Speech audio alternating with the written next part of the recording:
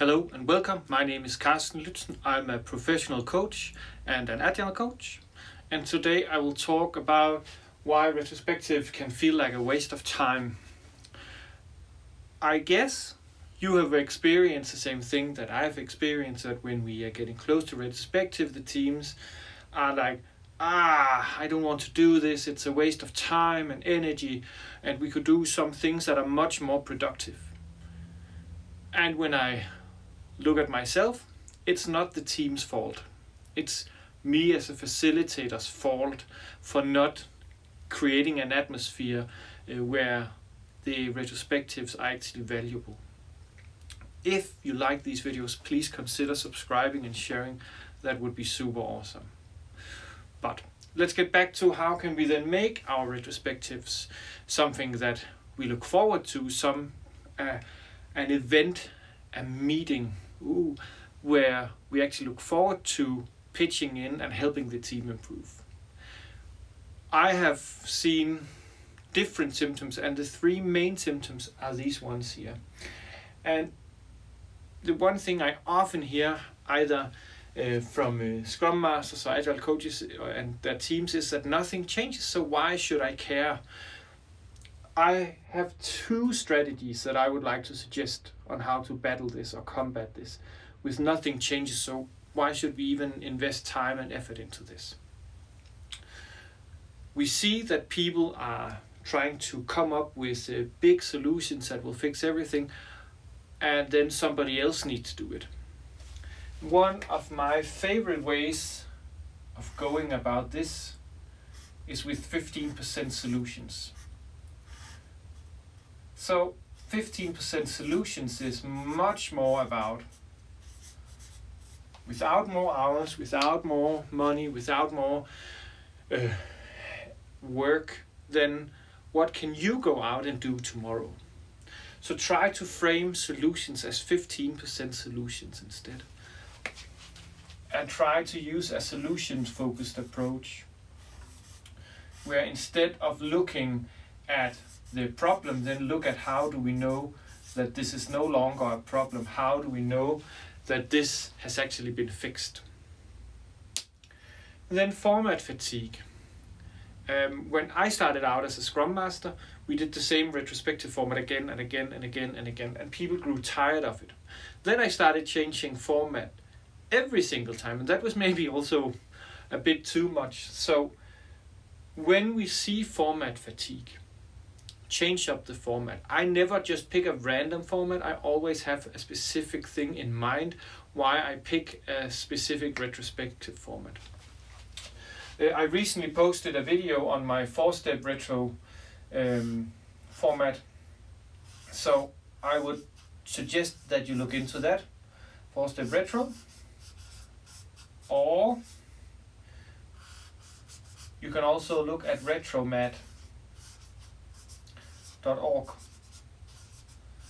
which is a great site for finding new retrospective format. I also have a playlist on my YouTube channel with different types of retrospective. But for instance, let's imagine that people are tired of this format, and you have observed that they're not really good at expressing what they need from each other. Then maybe know your neighbor is a good exercise. Or we're not good at appraising each other, then maybe the retro wheel is a good way of doing it.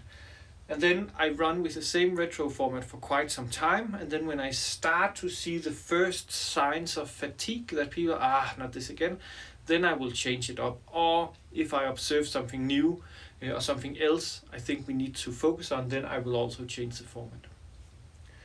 Triple jobbing. This was one of the learnings I saw firsthand quite early, and I still see this happen, and I also still fall in the trap.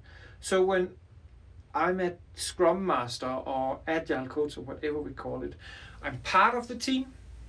So I work with the team on an everyday basis.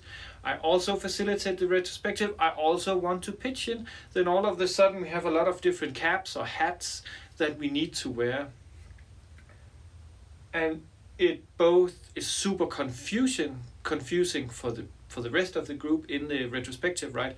So is that Carsten talking as a team member, or is it Carsten as a Scrum Master, or is it Carsten as a facilitator talking right now? So I would always recommend get some kind of external to facilitate the retrospective. And an external facilitator, an external doesn't need to be a consultant. It can just be if you have a sister team somewhere else in the organization. Switch so that Agile Coach Scrum Master facilitates the retrospective in your team and vice versa, because then you can help each other and you can be a part of the retrospective as well.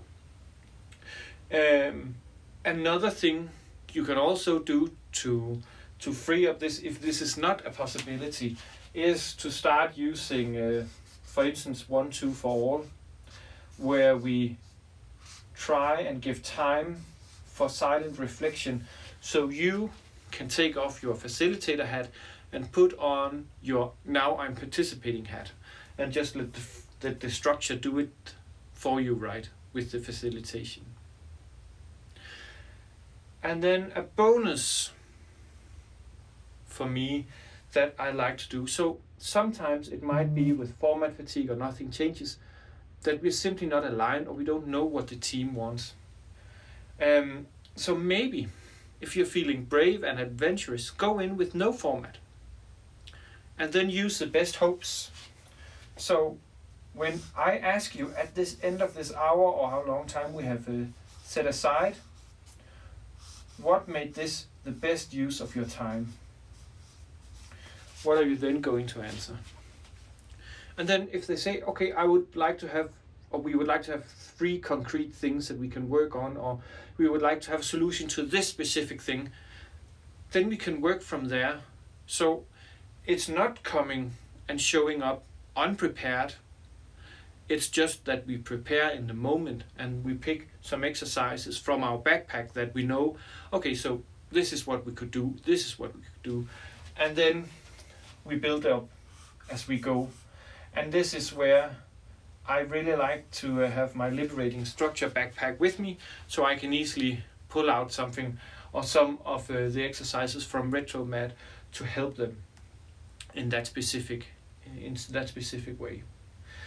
And those are the 3 main pain points I have seen with the retrospectives. I'm super curious, what are the worst symptoms you have seen? Please share in a comment, that would be super awesome. And in general, if you have comments or questions or idea, feedback to these videos, please leave a comment or send me a message. That's again highly, highly appreciated. And that's it. Have a super awesome day.